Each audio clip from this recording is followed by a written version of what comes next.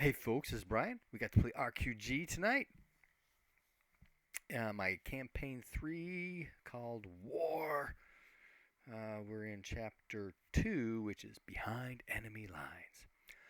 We got to do a little bit of catch up and such. And two of my players weren't able to start on our normal start time, so we ended up starting later, and they eventually caught in with us. But we're at an Empire War's Friends temple in what are those mountains called? The Hydra Mountains. And a dwarf had brought them there. Dwarf's waiting outside. They go inside. All kinds of treasure there. They spot a mosaic of a dragon made out of gemstones in the ceiling, and it has power. It's alive ish. There's some discussion back and forth on what do we really know about this. Is it really live? Is it maybe a powered thing and all that kind of stuff? Trying to figure out what kind of defense is this kind of deal. And they do some investigation there. They find scorch marks blowing down the hallway from this from the chamber towards the doors, but not from within the chamber itself. Right, start like 3 to 6 feet inside or down the hallway. Then the scorch marks start. They do find some bear footprints. Bear as in B-A-R-E, not B-E-A-R. Walking up towards the treasure, a part of the treasure pile, and then turning and walking out.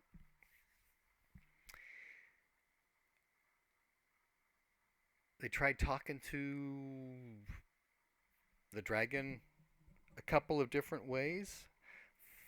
Then they decided that they were going to hold a worship ceremony, and they're going to have Summer orchestrate that. And then they sacrificed magic points to the dragon. Made some rolls.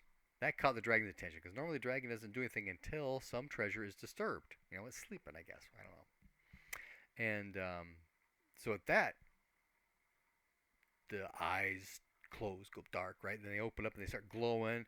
And then there's a ripple effect as the surface moves, as the dragon unwinds and comes down and gets to the top of the entrance to the doorway, and the head actually comes out three-dimensional, and talks to the priestess. Welcome, sister. Who have you brought me? Something like that. I don't remember the exact words now, which reminds me, the live play is in the description.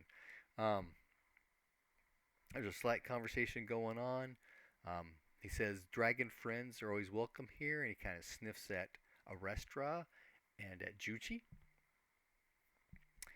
And then everybody starts showing their hand because they got the little dragon symbol on there. And they talk about the dwarf and why they're that kind of thing. And he says, dwarves. But if they can bring my Utunma here, let them have any treasure they want. And so there's a discussion back and forth, because the Maya Tuma, is that one word? Is that a thing? Is it a person? That kind of stuff is my Utunma. And so there's some discussion about that going back and forth. There's a little bit of confusion, but they kind of get eventually straightened out. I had actually Drastekos make a Orlanthi cult lore roll dealing with that story of Orlanth killing Arasoka, the river dragon thing, and that sometimes Orlanth is called Arasoka's Atunma.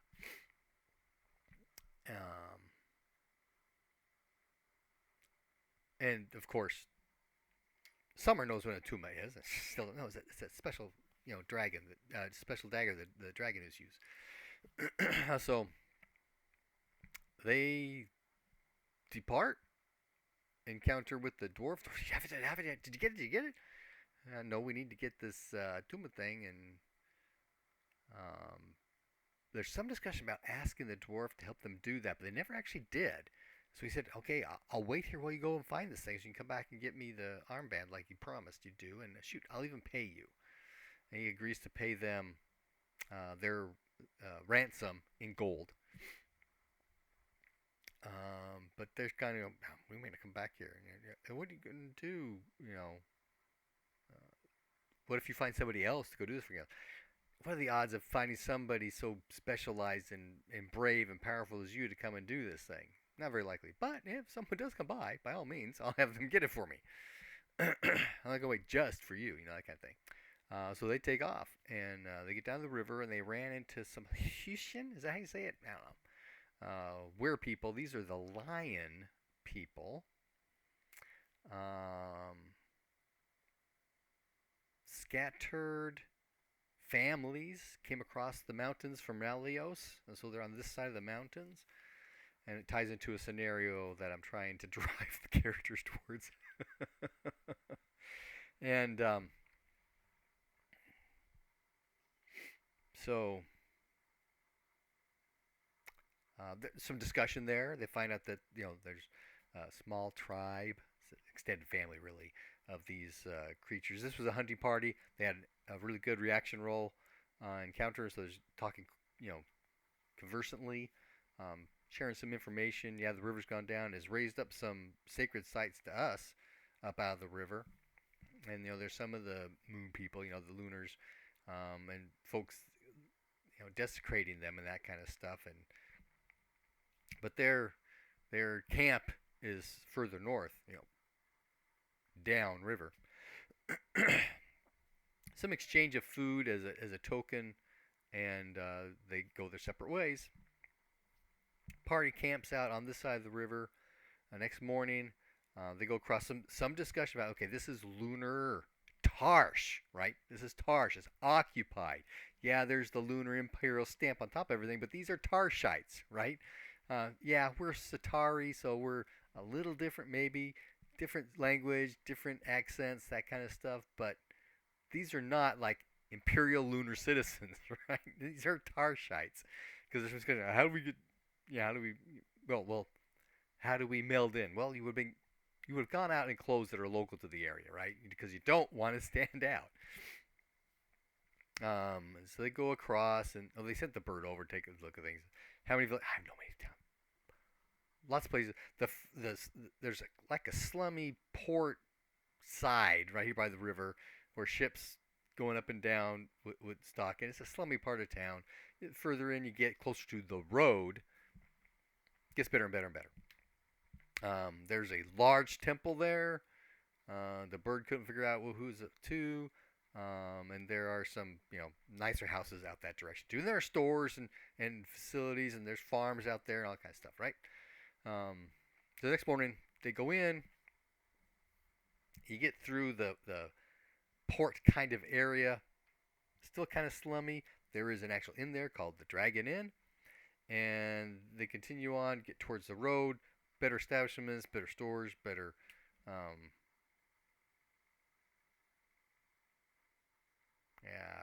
houses, that kind of stuff. There's the temple.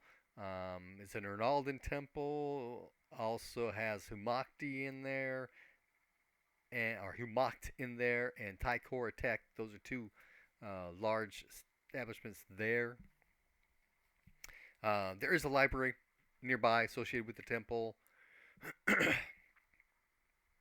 And then there's, walled home, multiple story, must be the headman's place, right? So they go up and there's some discussion. Okay, how we disguise our voices, who's going to say what skills they're going to use, that kind of stuff. And they kind of pick on David to do that. And so David casts glamour on himself to increase his communication skills and maybe disguise himself somewhat. There's some discussion of that. I know previous versions talked about glamour. If you got it so high, you just couldn't recognize the person anymore because it changed him so much. RQG doesn't talk about any of that at all. But we're assuming some. So I have him roll his his Tarshite version of Hjortling, because Hjortling gives you 1/5 of Tarshite. Is that what it's called? as a percentage. Give him the +10 for the glamour. He missed that roll, but he made his regular communication roll. And he was trying to orate, if I remember right. We never rolled that. I should have him roll his orate first and use that as a modifier. But it is what it is. But anyway, so he's talking to the guard, and I have him roll a luck roll, and he was successful. So this guard is actually in on the whole thing. So as soon as he says the passphrase, and while in his conversation, I'm a Lancromai scholar. I'm here to visit the temple. Me and my friends, we want to introduce ourselves to the headman so he knows we're here visiting his town, and all that kind of stuff. And whatever the passphrase is, he slips it in. And as soon as he does, though, because he knows, oh, well, come with me. He takes him in, takes him to the guard, takes his place. They go into a solar area, a place for them to rest. Takes him a while to actually get Diane's out there, but she comes in, says, "Don't worry, he's among friends." And there's some discussion going on. I probably let way too much out at front because Dianthe wants them to do something for her in exchange for information she's going to give them. But they started asking some questions, and I was doing some research on certain things while they were discussing amongst themselves. Because I know there's going to be a revolt here soon. Turns out that Fazir Wide Red there's and the Blue Book tells you this, that there's a civil war going on between Fazir and Farandros, the king of Tarsh. And Fazir, he's a Tarshite. This is his island. He brought his folks back to his family estates here, and he pretty much runs the island himself. But he's eventually going to get assassinated, and it's his son that actually does the whole join up with Argrath, come in, let's push the Lunars out kind of deal. Excuse me. But they don't know that. I'm reading this stuff because I know I read that somewhere. Whereas I got it in my notes here somewhere. So I find it, trying to skate through things and find what's going on. There's some questions about the Horizon Ronaldo Temple or whatever it's called that's there. The fact that it's dedicated to Hanil, so it's also a grain goddess thing. But they took that as being, okay, they're totally Lunars, and they're not really, because there's a line there between their Naldan temples in Dragon Pass and this southernmost Lunar Tarsh temple on, hey, we can get together and maybe we could take care of things, that kind of stuff. And then there's the thing about the Shaker Temple supporting Vizier's people. So I tried to get some of that out. Some of it did come across. Restra made her luck roll very successfully, so I fed her, hey, you've heard this. Moran Gore, Babisa Gore, they're not sisters, but they're like aunt to niece or something like that. But, they're connected, and you have heard this about the Shaker Temple, that they're, trying to do this kind of thing. And it was some scenario plot lines that on things to do here in Lunar Tarsh, tying the Earth temples together and doing that kind of stuff. And so I'm going through all this stuff trying to figure things out, and we start running out of time.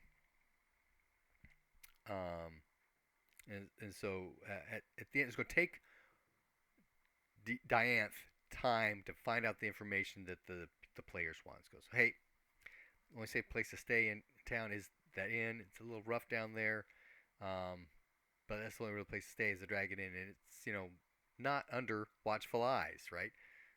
People who are spying aren't staying out in the dock. They're trying to find out who here with some power is maybe doing some naughty things, but they don't want to do that. I need to get them there. Well, I don't need to. It's just one more puzzle piece. But she mentions that since they've got some time, there's a favor she would ask of them. There's an artifact called Zamos, man,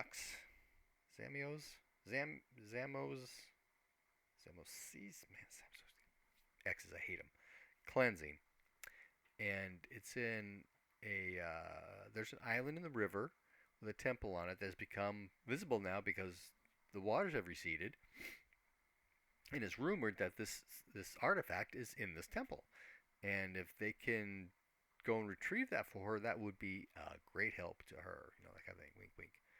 And but they bring up, hey, these are sacred sites to these um, migrating bands out there, and we don't want to be desecrating them. And oh, you've read these people? Maybe you can coordinate with them and help each other out, which is what my plan is now. Happy gaming.